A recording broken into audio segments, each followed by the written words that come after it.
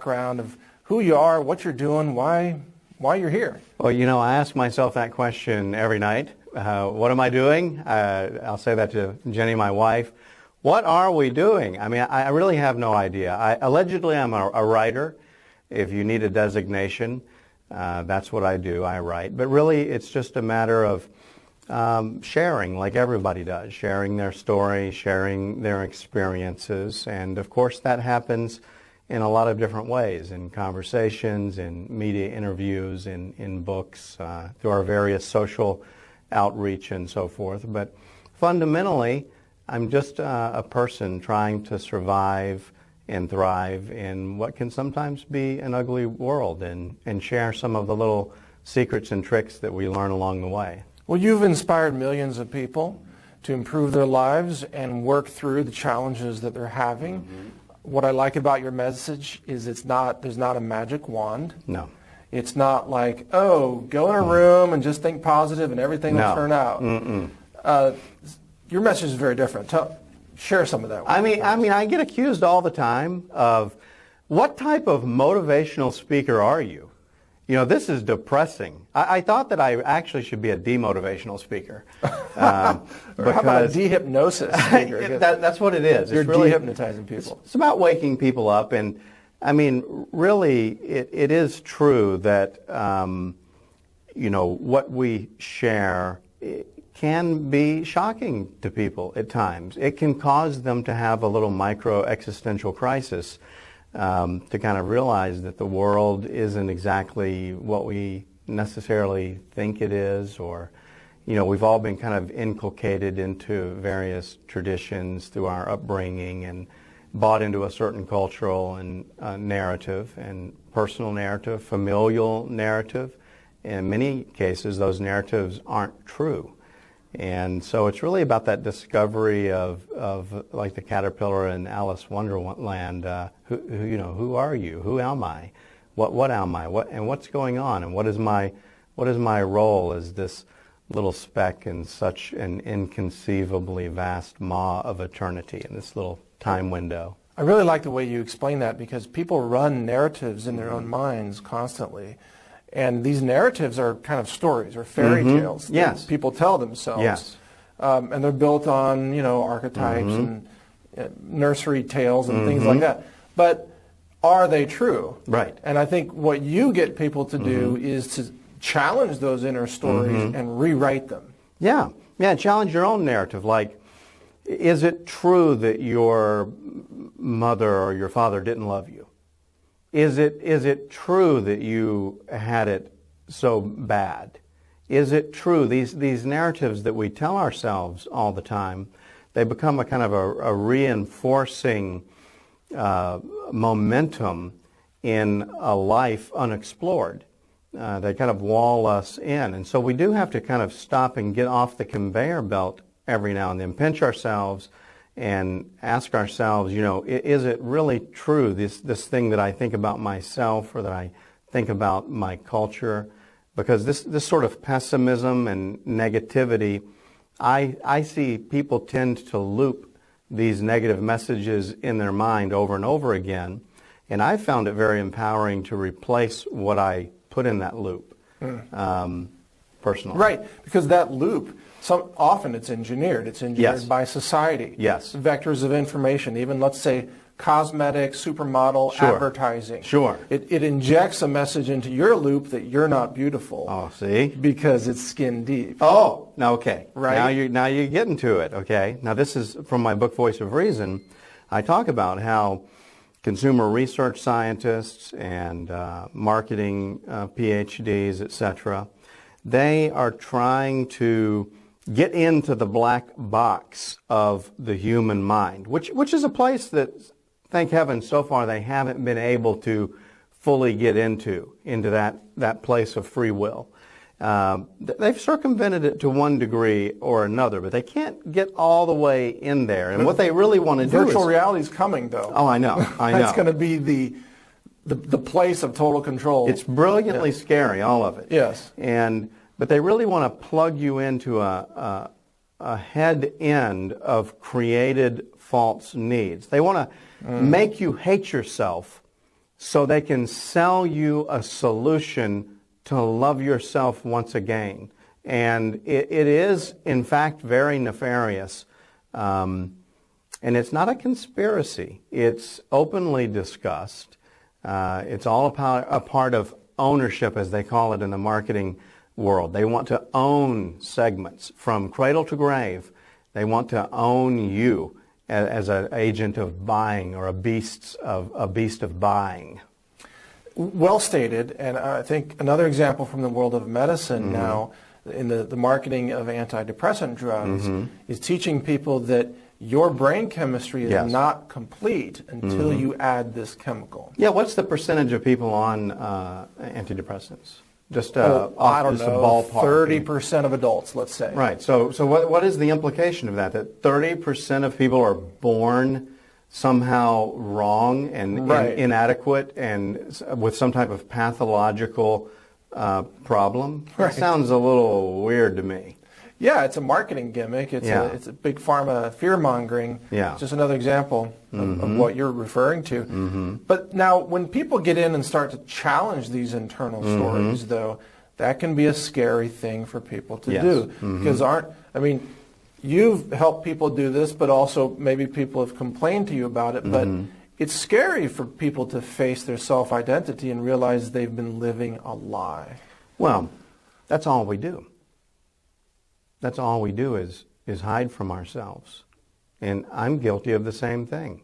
I can't even say I am fully me. I mean, I'm trying to get back to who I was as a child, what I was, that innocent boy before the earthquake of life and all of those lies were dumped on top of me. It's almost like if you think about a earthquake taking place and people running to the rubble and trying to pull out the bodies. That's what I'm doing to myself. I'm trying to excavate myself from that. But it's a continual process. It's something you never really arrive at, because the truth is I'm fooled. And no matter how smart I think I am, no matter how much I research, the truth is that I have bought a certain degree of the lies. I don't know where the line of absolute truth exists within myself. Right, even deeper, you don't even know if you can trust what you think is real. Correct. And like we're all living in a Truman Show. Yeah. Remember that movie with Jim Carrey? It's a great movie. It is. It's one of my favorite all-time movies because it's an awakening movie. Yes. And yet we're all living in a Truman Show. It's not a physical dome over us, but it's a mental dome. And when you poke the edge of that dome, what happens? They come at you. It pokes back. It does. And they say, how dare you explore that boundary? Yeah, the system, if you want to call it that. And I'm not saying that all systems are bad. We need structure. You know, I love the idea of bohemian revolutions and free thought and free spirits and all of that. But we need structure in life. We need companies, corporations, cities. People need things to do. They need guidance. They need structure. So I'm not one of these people who says, tear it all down. But I want to know, fundamentally, what is it? Is it a friend or foe? Is it friendly? Does it wish me harm? What is it freedom, or is it an invisible prison without bars? Is it truly free, or is it just a roomy cage with just enough room so the animal doesn't go wild? You know, I want to know where that border is and what it is, and ultimately, I do want to be free. I want to be free to be myself, and I think that, we reach about 1 billion people a year with information. We know what resonates with them. They want to be themselves. They want to be in touch with what their version of truth is. They want to be so-called authentic. Right. And it's not an uncommon quest. This quest is what life is for, to discover yourself. To discover yourself. Yeah, well said. I might challenge you with this question, Go but I know for it. you're okay with that. So your approach to this is people consider it mostly very inspiring. Yes. And you really resonate with people's self-expression and higher self and so on. And in contrast to that, a lot of my work, even though I'm a long-term optimist, let's say a lot of my work exposes the negativity, exposes like the murder threats against vaccine critics and so on. And there's a dark side of society that we often cover and expose and so on. Some people they resonate more with the positive side, and other people are okay with seeing the darkness of society or the darkness of humanity. But that scares a lot of people too. It's like they don't want to go there and say, I'm human and these people are human and they're evil. Maybe they're evil too, you know. How do you navigate that for people? How do I reconcile all of that? Yeah. Well, a quid pro quo on the honesty. I feel like we do have to, as leaders, while your work, like you said, is very different from mine, but yet not so dissimilar, because I talk about a lot of the same things. But at the same time, fundamentally, like you said, I have to maintain that sense of optimism and belief in the fundamental goodness of the human spirit, even the spirit of some so-called enemies, because I believe that much of the conflict in life is produced inside of us. It is produced by people who want to use a divide and conquer type of methodology. And even some of those producers themselves of this divide and conquer mentality may be a form of a production from something higher up the food chain. And so, kind of like Darth Vader, he still had the goodness in him. I believe people fundamentally have the goodness inside of them. And I try to speak to that. I don't want to clobber them and just hit them over the head. And I don't want to be an agent of cynicism and pessimism. I want to flirt with and touch on the ideas. Let people do a little bit of thinking, but I do try to keep it fundamentally as positive as possible. Well, I would suggest to my listeners, if they're having a dark day and my website is too heavy, they can go visit you. That's right. And then if they're having a great day and they can handle another dose of what I do, they come back to my site. You know what I mean? Yeah. It's like they coexist and they have different vectors of telling the truth. Everyone's at different stages. Yes. Some people aren't ready for this. Some people have already gone through this. I think we're all fundamentally working toward the same goal, which is, even with big organizations like the UN that I do work with, it doesn't matter if it's IBM or a country, there are factions. There are good people, there are bad people. There are extremists, there are moderates. There are good people everywhere. And there are people that you can appeal to the goodness in a person. At no matter what stage and level they are, you can appeal to the goodness inside of them, whether that's through a hard-hitting dose of truth or whether it's flirting around the edges of something like that. It's all the same goal. It's freedom-seeking. A lot of your work concerns the complexities of the human mind and the self-talk, the way we talk to ourselves. And one of the most fascinating things that I've seen over the last few years, and I'd like your comments on this, is we've seen sort of man-on-the-street videos where people like Mark Dice, let's say, go out and ask somebody on the street some question about maybe politics or history or the Federal Reserve or what have you, and ask them to explain what's going on. And their explanations make no sense, but they think to themselves that they are making sense. Truth is, they don't know anything about that subject, but they're filling in the gaps because I think they have this self-talk that says that they have to think that they know what they're talking about. The human mind's ability for self-deception is extraordinary. Do you think that this is a kind of thing that happens every day to everybody to some degree? I do. I think it happens to everyone, including myself, on a regular basis. There are neuroscientific reasons for this. People don't have the capacity or capability to fact check everything. And so over millions of years, we've learned to symbolically look at something, an institution, or a person and its associations, and make a decision within ourselves of whether it's us or them. Is it us or them? Is it safe?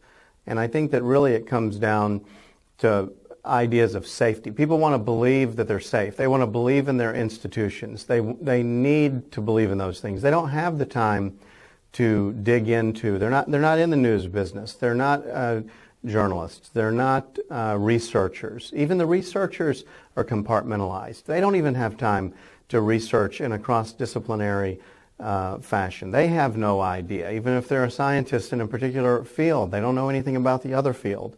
It's just information overload. And so I think people are retreating from it because it's too much. It's too much. There's no way to vet everything and everyone. And so that leaves a lot of room for assumptions, and it leaves a lot of room for people who want to take advantage of that lack of information to step in and fill in the blanks in ways that maybe are a little bit dubious. Well, a great example of that is what I call the greatest cosmic fake news of all, which is the big lie that science says that you are not conscious. I think that's the biggest fake news lie in human history. But it is something that's believed by mainstream science, that you don't have consciousness. Actually, what they say is that the illusion of consciousness is an emergent property of complex neurology. Sure. So they think that you are fooling yourself into thinking that you're aware, awake, and alive. And by doing that, they also discount the consciousness of all the animals, the elephants, the whales, the dogs. That they think the whole world is just zombie biological robots. What do you think about that? Yeah. I mean, I know about the narrative. It starts with this kind of a Darwinian, almost a eugenic type of a birth of origin, that we're more or less machines. You could just imagine little gears turning in a person's head, that everything can be quantified and distilled down into some type of understanding that could therefore be reproduced. But I would just say that life is a phenomenon, and that people are a phenomenon. And you don't have to be a scientist to look in a lover's eye or get a hug from your grandmother and to sense something mystical and magical blowing in the trees and the static of the air outside. I mean, it's too much. The transmission is too large.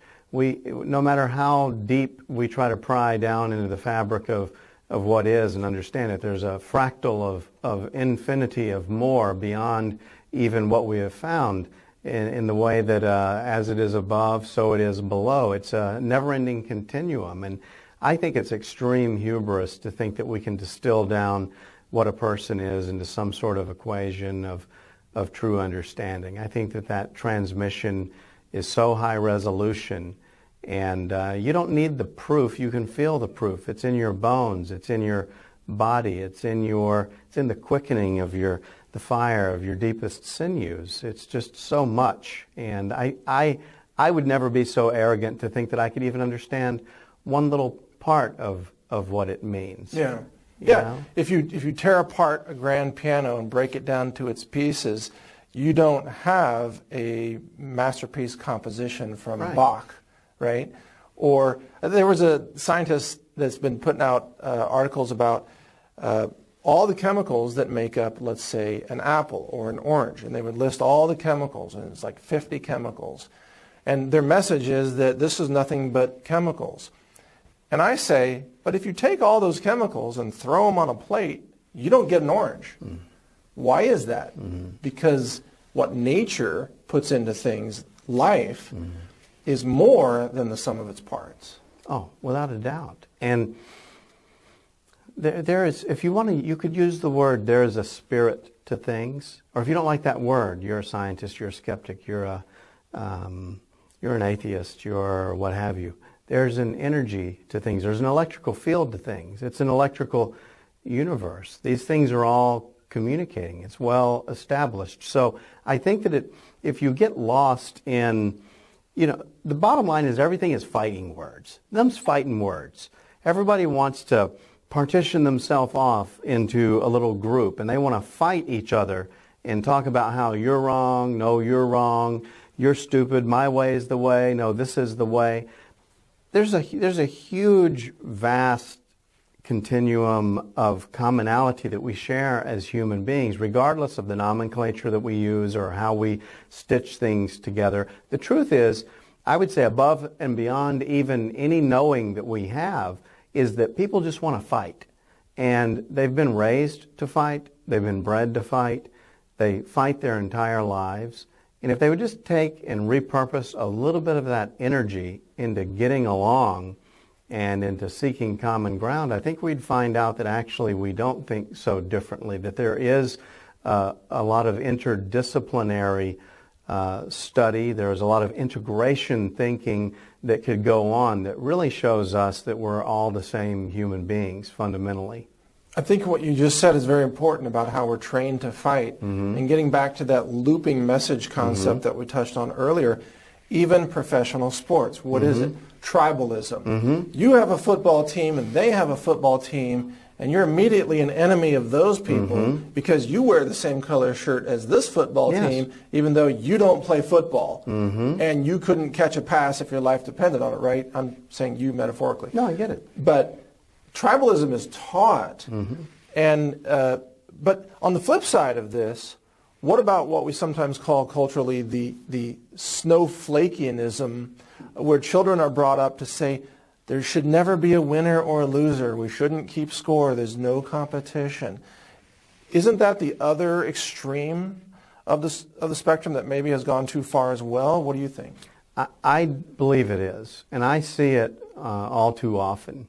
I think it's just all extremism is really not that great.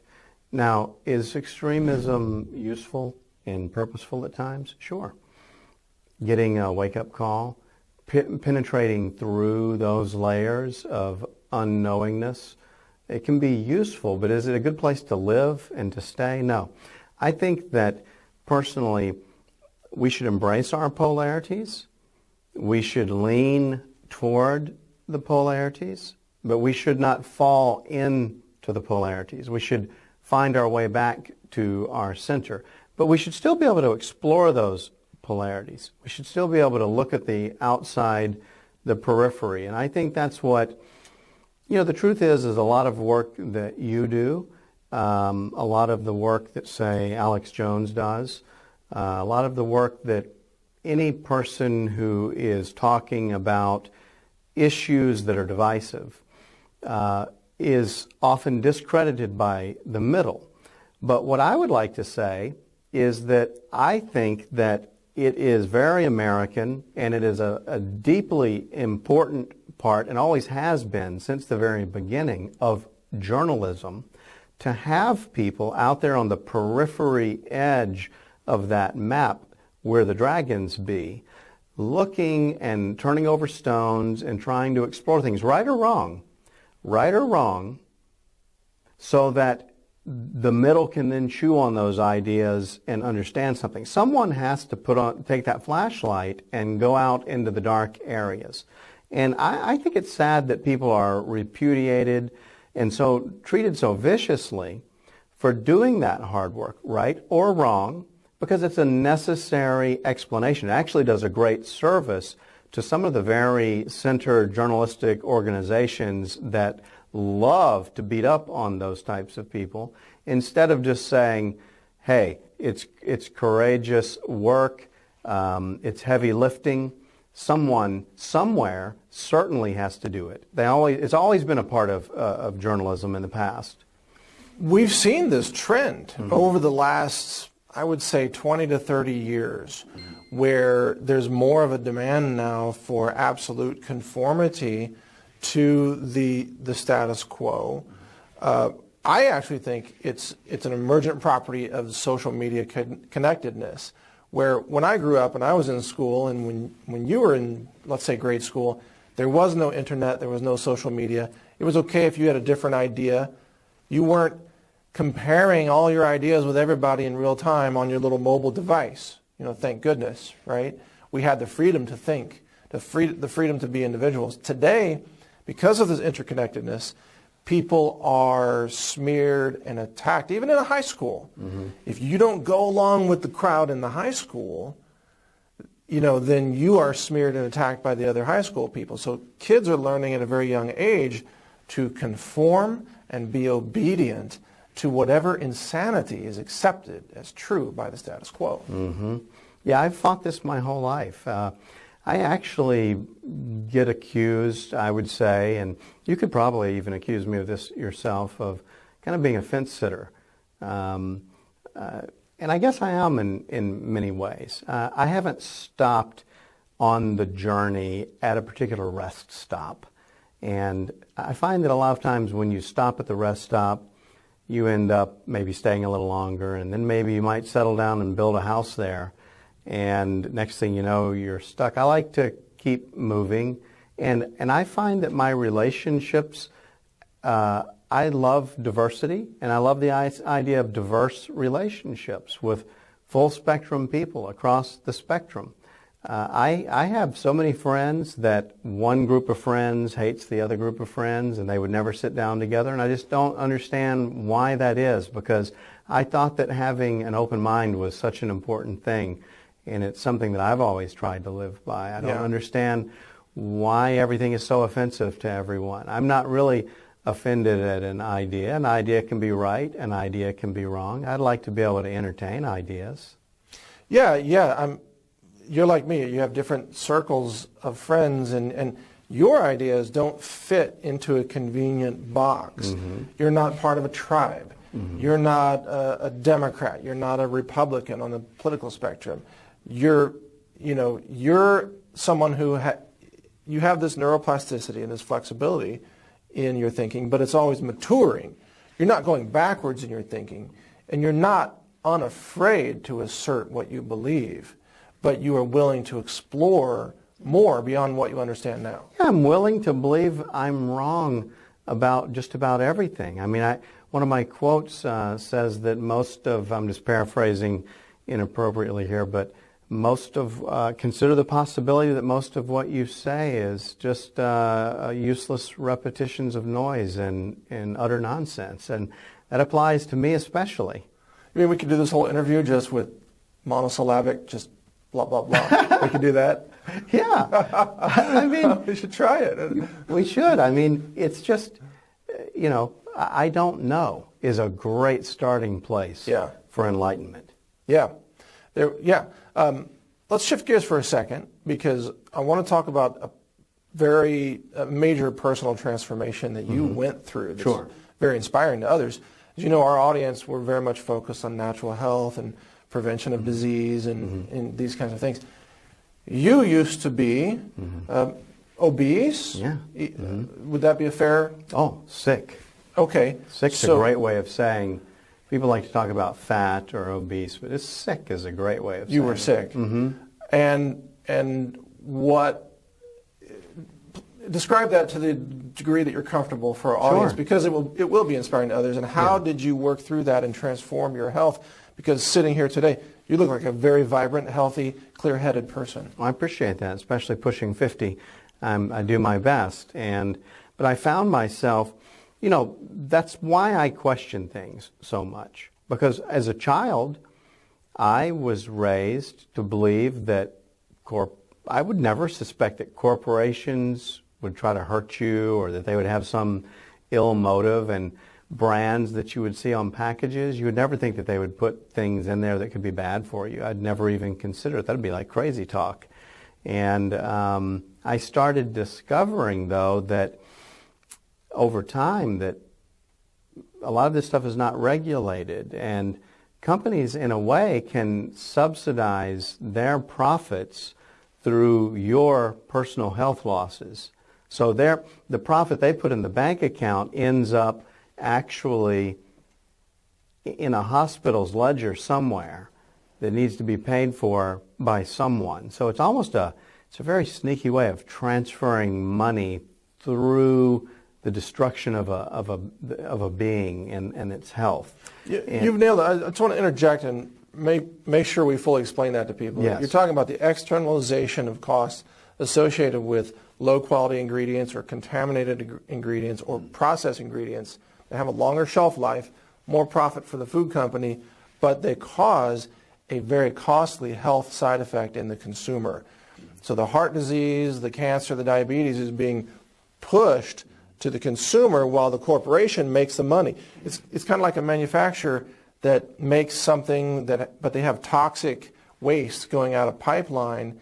If they just throw that toxic waste into a river, they're externalizing those waste costs to the public as well. The food supply is a toxic waste dumping ground in many ways.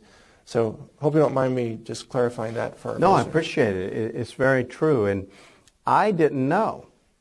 I didn't know. I just knew that I was sick. I mean, I weighed 100 pounds more than I weigh now. I had a 50-inch waist. I even brought my old pants that I used to wear. Hold them up high. Yeah, and Whoa. I could only, it was horrible. I couldn't even walk up a flight of stairs without having to stop in the middle to breathe. So it wasn't just about obesity, it was about my general condition being truly sick, not having energy. Of course, I had all of the symptoms that you could imagine. I had angina and gout and high blood pressure and prediabetes and all of these things. And I just started asking myself, how did I get here? You know, it was a part of this wake up, if you want to call it, of trying to research. And believe it or not, you were a part of that wake up. And Alex and a lot of other people, as an independent researcher, I would look to alternative information because I had tried, the doctors wanted to put me on every pill known to man. And I said, gosh, there's got to be a better way for me to be able to survive without more dependency. I love the idea of independence as a human being. And so I didn't want more dependency. I wanted to be self-reliant. And I wanted to understand what the nature of my illness was. So not just being so-called fat, I wanted to understand the nature of my illness. How did I get here? And because I just knew from looking at pictures from the 50s, 20s, 30s, 40s that this was an unnatural state. And from looking at other cultures. One thing about traveling is when you travel the world and you look at other cultures, you start to learn a lot about yourself through that juxtaposition. And I just knew it wasn't right. It was abnormal. There was something wrong. And so basically, I more or less started gathering information. So part of my reclamation was doing about a year or two of research, getting information and trying to put together a matrix of information from the far extreme crazy cuckoo land people to the center, to the people over here, mega kooks, everything in the middle, just what made sense to me, what made sense in my journey. And then I put together a plan for how I was going to not lose weight, but how I was going to live life again and not move toward decrepitude and stiffness and death, but how could I be vital and feel good again and have the energy to go out and do what my heart was longing to do. So you approached your condition as not just an isolated medical issue. You dared to pull back the cover of, like, who am I and what brought me to this place in a holistic way, mind-body connection. And I got to say, I admire you for doing that. It's also a journey that I had as well, and that many people have gone through. But the medical establishment, just wants to treat your symptom, give you a drug or 10 drugs, and separate your mind from your body, and don't even get into psychology and who you are and why you have this belief system.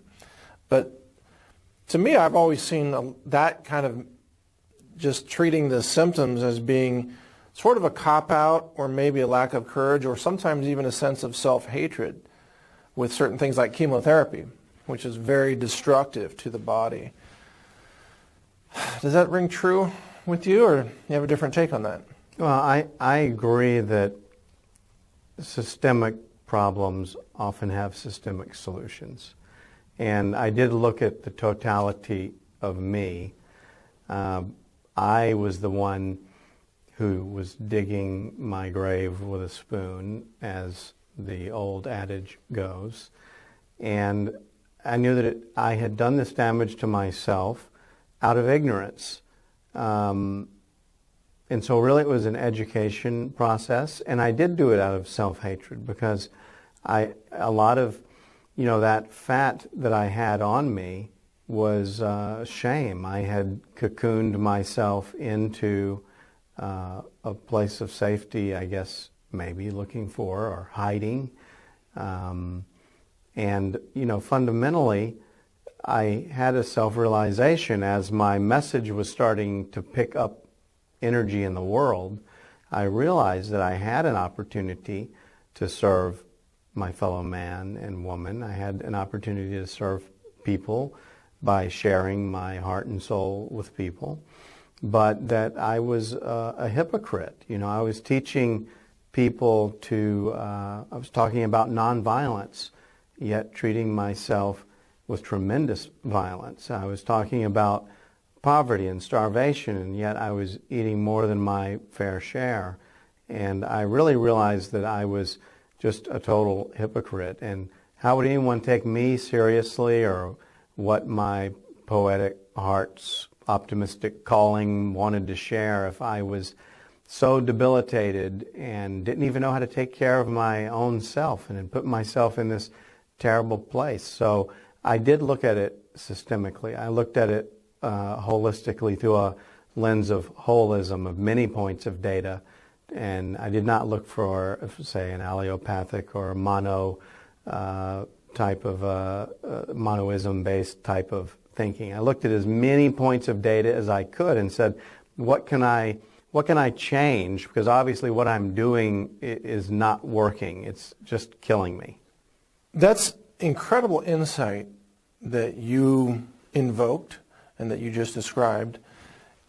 And it runs counter to one of the primary damaging narratives that we're taught in society today, which is that you should never look inside or turn inward for answers or wisdom or truth, that all those things are externalized. So only a doctor can tell you whether you're healthy or not. Only your peers on social media can affirm your value in society. Only someone else can demonstrate love to you. You can't have self-love, because that's not a manly thing to do, especially some of the male archetypes here. Mm-hmm. This externalization of answers is extremely damaging, I believe. Of course, if you go to the Tibetan monks and they're meditating, and they are, of course, looking inward, and they're finding great wisdom and value in doing that. So there are some parts of society that do teach that. But this externalization, I think, drains people of their souls. And it leaves you empty, even as you're maybe overfed with junk food, as you were, as I was at one time in my life as well. How do we help people learn to find the courage to look inward? Well, I think you really have to, if you're in a state where you're feeling debilitated, you're feeling diseased, you're feeling low energy, you're sick, things aren't right, you have to ask yourself some fundamental and primal questions about what got you there. And I don't think that rushing to any particular side for the solution is the answer. I want to hear what a monk has to say as much as I want to hear what an allopathic doctor has to say. Western medicine's incredible. If I get in a car wreck and my arm's practically ripped off, I want to be sent to a doctor immediately. They're great at putting you back together, and our doctors are miracle workers, and bless them for that. But they're not very good at diagnosis, and they're not very good at chronic conditions. And a lot of doctors themselves and so-called health professionals are very sick and obese themselves. I remember one time I was meeting with a doctor friend of mine who was asking me for medical advice on how he could deal with his weight problem. And I'm like, I have no training in this. I said, but I can tell you what it started with. It started with connecting with what is true in life. Truth in community, truth in friendship, truth in food, truth in water. Just the very basic fundamentals we should learn as kindergartners. I actually took his prescription pad. I asked him for it, and I wrote on his prescription pad. I'm practicing medicine here. I wrote on his prescription pad to just start. Don't worry about it. If you want to go to whatever fast food joint you eat at all the time, I'm not going to tell you to just go eat broccoli or gnaw on a tree or something. But start tomorrow and just start with an apple. Literally, just have an apple tomorrow with your hamburger, after your hamburger, before your hamburger. And I wrote on there for him to have 2 apples a day and just start here and connect with truth. And I gave him his prescription on his prescription pad. And he acted as though I had just provided him, the next time I saw him, you wouldn't believe how much better I'm feeling after having that apple. You know, that's great. And I'm like, what is this? The Chauncey Gardner show or something? I mean, I'm just talking about basic fundamentals of just have a little bit of something that's true in your life. Yeah, you're like, if the apple worked, well, Dr. McGill's got sunshine for you, yes. fresh air, yes. a walk in the park. Yeah, I did very little to lose that weight other than changing my attitudes, changing my mental state, stress reduction. Yeah. Walking. Human beings are meant to walk. They're meant to move. It's a part of how we circulate our blood. Breathing. You know, your breath, it's very important. Water, hydration, sunlight. Getting yourself clear in many of these regards is just remarkable what it can do. But people like to focus on just calories. Yeah. Oh, this is a calories issue. Yeah. And they turn to processed food. Mm-hmm. I think like the Weight Watchers brand has 100-calorie cookies or something. Mm-hmm. And people turn to processed food. They're not dealing with the person eating the food, which is them. Right. And that's where the problem is. It's not the calories. Yeah. It's who's behind all that. I think calories are a component of it. Well, sure, The law of in the physical, thermodynamics might insist that it's a component, but you can't just look at calories and just sit around counting calories, because there are all types of calories. And really the chemicals. I have to tell you, another thing that I did that had a tremendous impact on me was thinking about, believe it or not, soaps, shampoos, air fresheners, common household cleaners. I started realizing that I'd read an article somewhere that the average neighborhood has 10,000 molecules of these bizarre made-man petrochemicals in the air that you're breathing in. And I even remember someone died from some type of body spray or something because they can affect the endocrine system so deeply. It can get into our blood. So one of the things I did was just cut out all unnecessary and bizarre man-made chemicals. And it had a tremendous impact immediately on my energy. It wasn't so pleasant at first, but later I could start to feel some of that life coming back into me. So getting some of the chemicals out was really important to me as well. That's great to hear you say that. It can have a profound impact. I've spoken about this theory where your neurology is designed at birth to be sensitive and to reach out and to take in the subtleties of the world around you, all your senses. But when you assault your senses with the artificial fragrances and the chemicals and the salt and sugar overpowering taste and so on, I believe your neurology recedes like a turtle going back into its shell. And now you dull your senses and you dull your mind, you dull your brain. I literally think that people who wash their clothes in common laundry detergents dumb themselves down and inhibit their ability to learn and even experience the world. There are people, I have a very strong sense of smell, or very sensitive.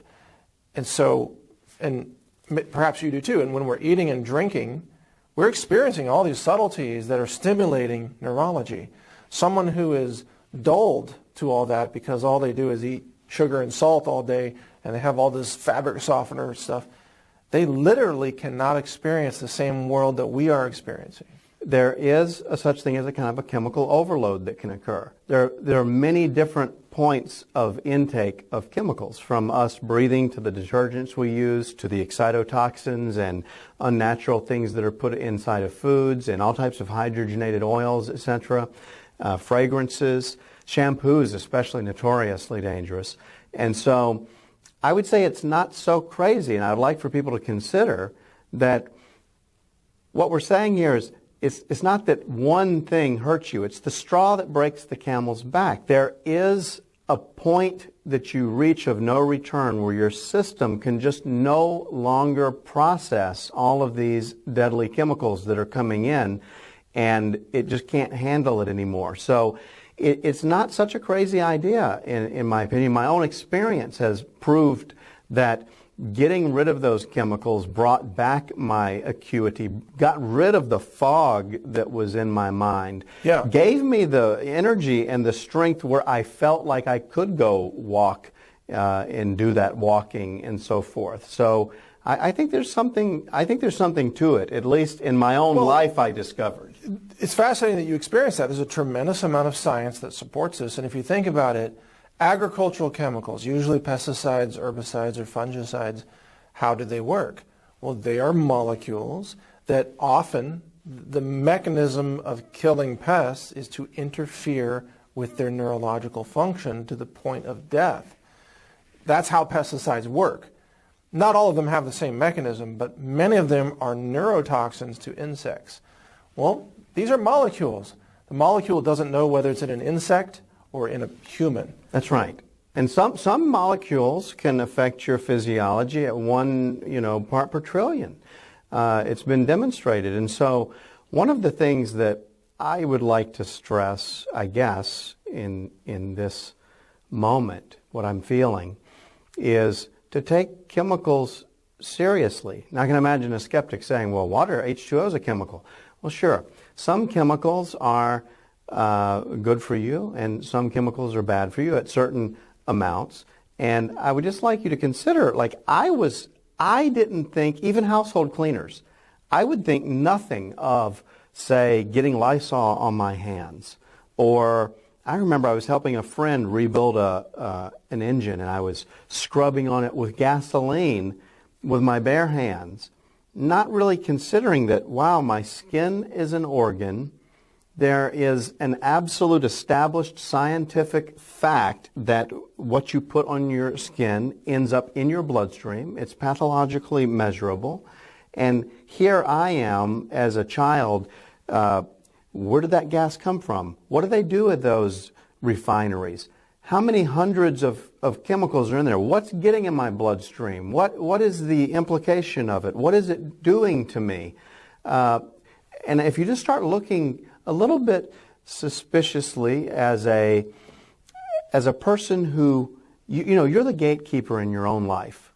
You have a right and a responsibility to make good decisions for yourself. It's, it's based on basic cellular physiology. Sure, a cell has a cell wall, and it decides what it allows in and what it allows out. You get to make that decision too. And if you start thinking about the things you take for granted, the things that you will just so quickly get on your hands and not even think about it, and start asking, I wonder what this does to me. Is it safe? Well, it's fascinating. The contradiction of the skeptics is so obvious. They say that, well, certain chemicals that are given to you prescribed by a doctor are so powerful and potent that they can treat disease. These chemicals have major metabolic effects and physiological effects. And then you say, well, what about these other chemicals that kill pests and so on? And they say, well, those have no effect whatsoever. They don't do anything. Well, if they didn't do anything, they wouldn't work as pesticides, would they? Sure. So the contradiction should be obvious to anyone who understands basic chemistry. Yeah, molecules, they interact with your body. I mean, think about LSD. If you want to know if a molecule can do something to you, clearly it can do something to you. And I'm saying I don't believe we possess the wisdom or the understanding of what these chemicals do to us. They'll talk about a tomato in terms of its basic constituents like lycopene or vitamin C, etc., but they won't talk about the 10,000 unidentified phytochemicals that exist in the tomato. Right. And they think that they can just distill it down to its basic parts, but it's so full spectrum, it's so large, it's so much more than we can understand. And I just think that, isn't it smart to just err on the side of caution and just try to minimize as much exposure as you can to things that we're not fully aware of? Isn't that just good common sense? What I find really fascinating about this conversation and you is that you have this uncanny ability to take yourself on these journeys and explore these areas that are very difficult for people to get into. And I know, of course, you've had mentors and you've learned from many other people, as we all have, but yet you have this kind of fearless ability to not just face yourself, but transform yourself, as we can see physically, and underneath that, there's a lot of spiritual transformation, I'm sure, that's taken place as well. So my question to you in wrapping this up, what's your number one message to people watching this? They're afraid. Okay, most of us are afraid to face ourselves. What can they do? What worked for you or others that you've taught to take that first step to facing yourself, even if it means you're crying in a mirror, whatever it takes? But what's the easiest way, or not the easiest way? What's the most effective way to get there? You know, I get accused of being fearless a lot because my message is fearless. But I am full of fear, and fear is not something I've been able to eradicate out of my life. When I first started this journey and having some so-called success, which most worldly success is the opposite of success and delivers you into bondage, but when I started having some of this success, it was very frightening. I had mic fright. I couldn't even go on a radio show. I had the idea of speaking in front of people, much less 20 or 50 or 100,000 people, like I do now, was out of the question. And I was just full of fear. My whole life has basically been a life full of fear, and still is to this day. I still have fear. But what I've done is I've made the decision that it is my life, and I look at it much like an amusement park ride, like a roller coaster. I'm already strapped in, and I'm on the ride, and the ride doesn't end. And it might be scary, but that scariness is also a part of the sensation of life. And I want to be in touch with me and what is truthful more than the fear. So I want something larger than the fear. And that thing that I want is called experience. It's called life. I want to touch, taste, and experience life. This is it. This is all I get. So it's compulsory. You know, showing up in life is a requirement.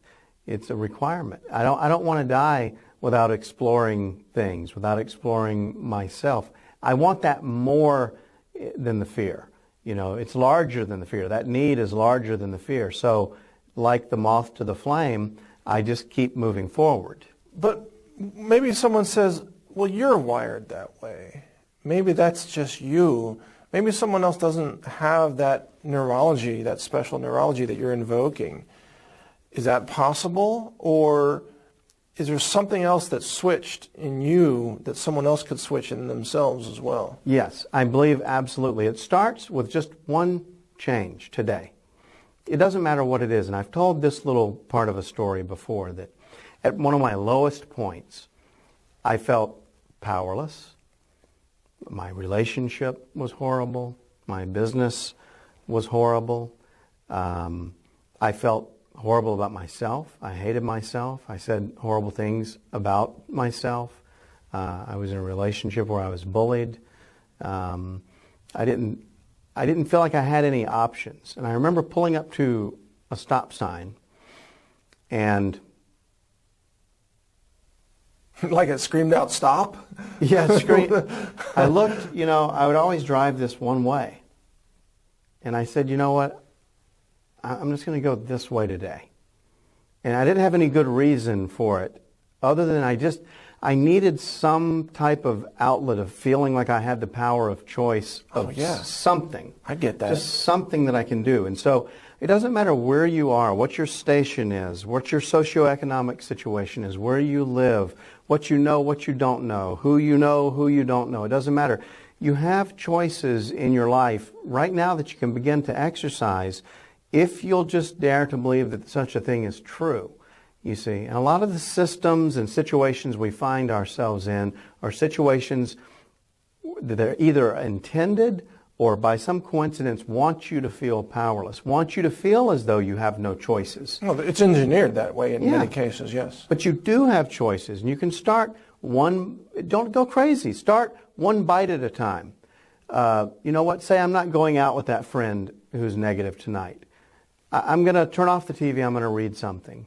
I'm going to go for a walk. I'm going to do something extraordinarily different. It doesn't have to be an extraordinary action, but it can be extraordinarily different. It can be a deviation from what you do every day because you've been habituated into this certain lifestyle. So this begins really with just one simple little choice at a time to just do something different and take your power back incrementally day by day.